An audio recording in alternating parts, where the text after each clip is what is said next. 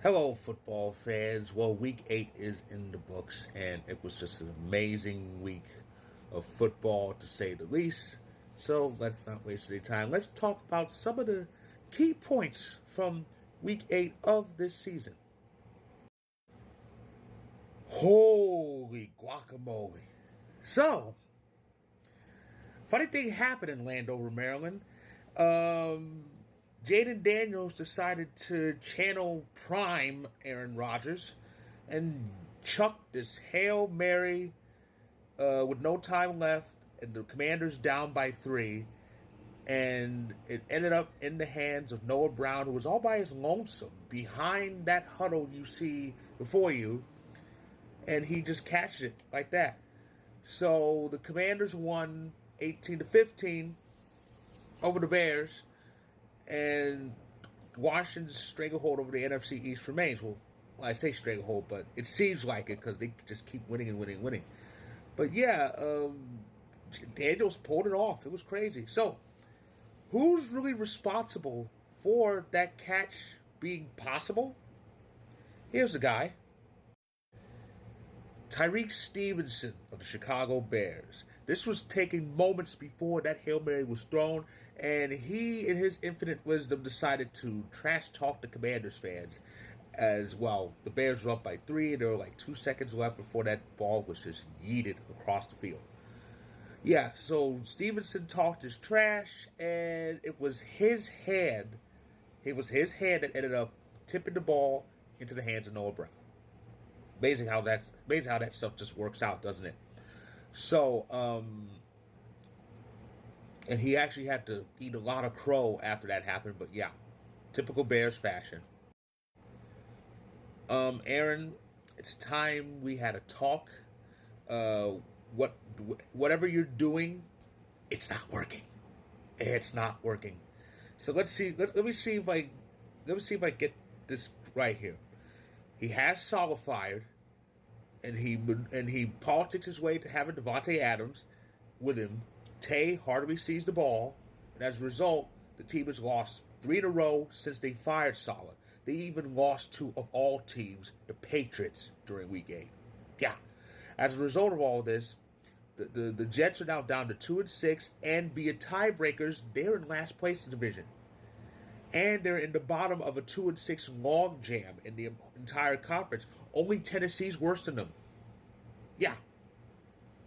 All Rodgers pulls all of this only to end up 15th in the conference.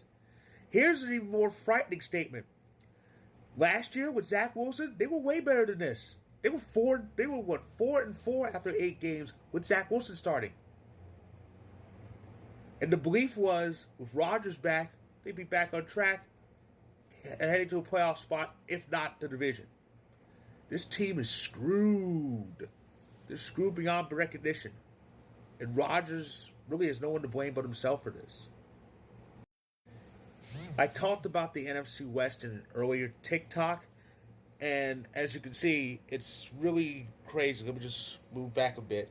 And yeah, as you can see, the NFC West is really wide open and really crowded, full of teams with no winning records.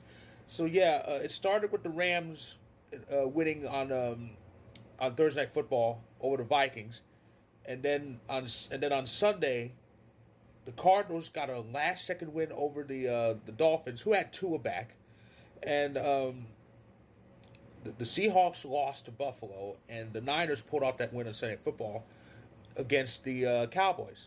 So yeah, I mentioned this earlier, but the NFC West is real crazy. Yeah, real crazy. Yeah, the Cardinals are in first place in that 4-4 log jam because they have 2 division wins.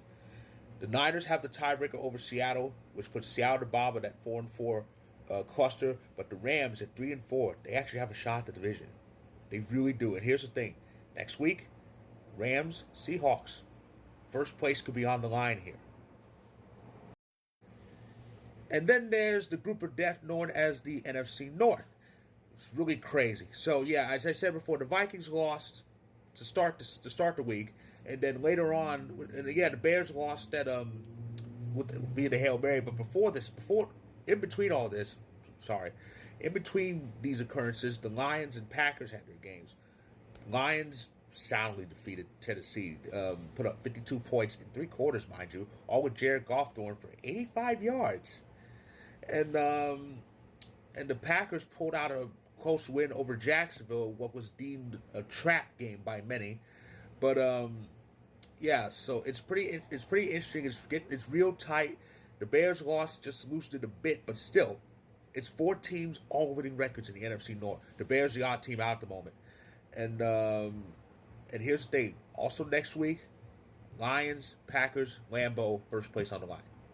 It would be really delicious if we win that game, get to first place, enter the bye week in week 10. That would be really awesome.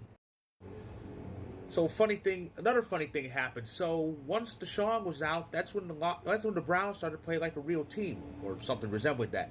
The Browns put off a wild upset over the Ravens. Yeah, it was a crazy week full of a lot of wild things. Among them, the Chiefs remaining undefeated somehow. Seriously, the Chiefs had to be the worst 7-0 team I've ever seen in my years as a football fan. But yeah, the Browns pulled off this big win over Baltimore with Jameis Winston starting. Of course, Jameis has the same problem as Deshaun. We all know what that is. And he had the game of his life, damn near. And yeah, so that was a big hit to the Ravens because they were knocked out of first place and were in danger of losing it by the next day.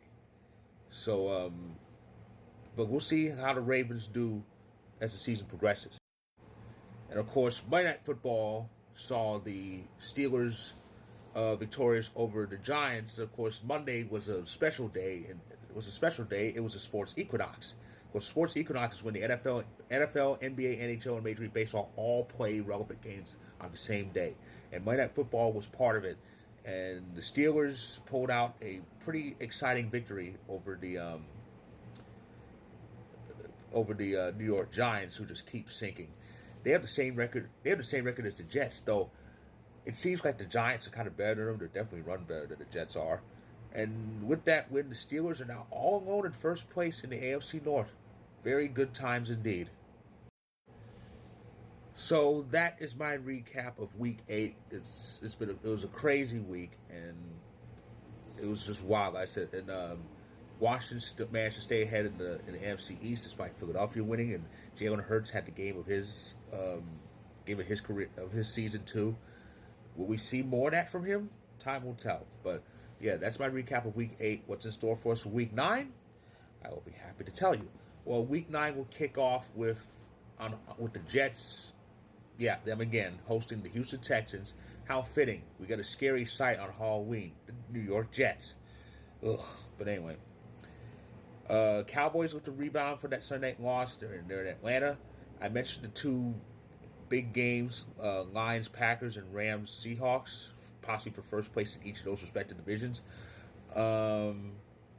Sunday Night Football, Vikings host the Colts, and Monday Night Football, it's the Chiefs and the Buccaneers. That's going to be interesting. So that's my recap of Week 8. If you like this video, click the like button. If you're on YouTube, click subscribe if you want more. If you're on TikTok, feel free to hit that follow button.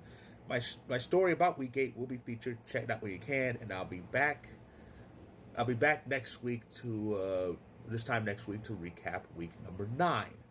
So stay tuned.